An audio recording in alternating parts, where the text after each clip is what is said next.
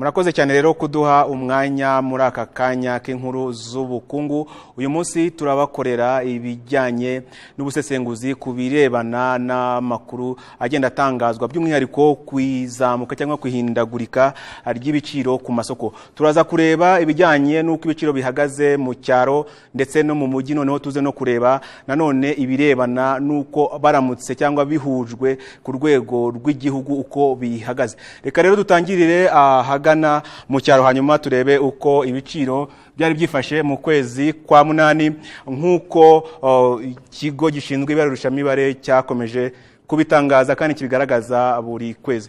Turagaragaza rero cyangwa turababwira yuko mu kwezi kwa Kanama cyangwa ukwezi kwa munani ibiciro byari byazamutse ku gipimo cya 7.2%. Mu gihe mbere yaho mu kwezi kwa Nyakanga cyangwa kwa karindwi ibiciro byo byari kuri 8.1%. Murabona rero ko harimo itandukaniro. Impamvu nanone yizamuka ry'ibi biciro ni ibijyanye n'ibinyobwa bidasembuye ndetse n'ibiribwa byazamutse ku gipimo cya 11.4%, mu gihe nanone ibiciro by'uburezi nabyo byazamutse kugera ku gipimo cya 51.5%. Twavuga ko nanone iyo ugereranyije ukwezi kwa karindwi no kwa munani, ubwo nyine ni muri uyu mwaka, birumvikana usanga ibiciro byariyongereye ku gipimo cya 0.9%. Ese noneho mu mujyi ho ibiciro byari byifashe bite muri kuriya kwezi kwa munani?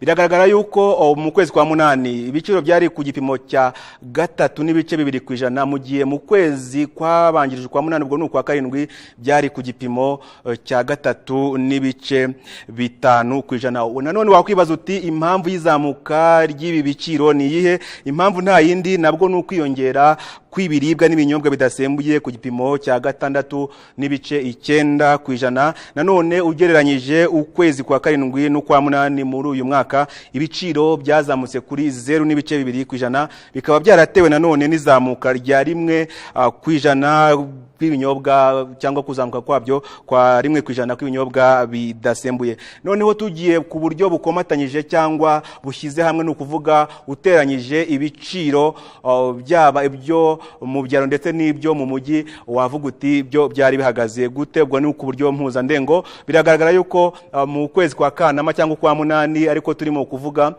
byari bihagaze kuri 9.4%, mu gihe mbere yaho mu kwezi kwa karindwi byari bihagaze ku gipimo c'10.5%. Nanone ariko hari impamvu nyinshi zagiye ziba cyangwa zigaragara zituma irihindagurika ribaho cyangwa rizamuka.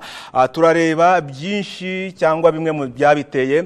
Urugero, hari ibiribwa n'ibinyobwa bidasembuye byazamutse ku gipimo cya 7.2%. Hakaza nanone inzu, amazi, amashanyarazi, gaze n'ibindi bicanwa bitandukanye byazamutse kugera ku gipimo cya 2.1%, mu gihe uburezi nabwo bufite ikintu gikomeye bwagize cyangwa bwagaragaje cyatumye ibiciro bikomeza kuzamuka, no kuvuga 23.4%. Nanone ibiciro by'ubwikorezi byazamutse ku rwego rwa 0.4%.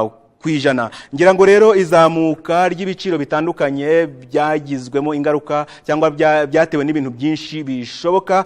Nanone umuntu yanabashimira inshuti bakunze, twababwira ko ibingibi ari byo bijyanye n'iki cyegeranyo cyangwa n'iki gipimo ikigo cy'igihugu cy'ubushakashatsi kigenda kigaragaza ku birebana n'izamuka ry'ibiciro. Mwabonye yuko mu byaro byari byazamutse ku 9.4%, mu gihe mu mijyi ari 3.2%.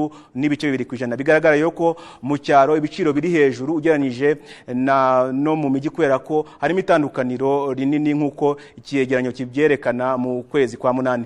Ngaho rero reka tubashimire, tunabararike gukomeza gukurikirana gahunda za televiziyo y'u Rwanda. Ngewe na Jean Claude Mutuyeyezu.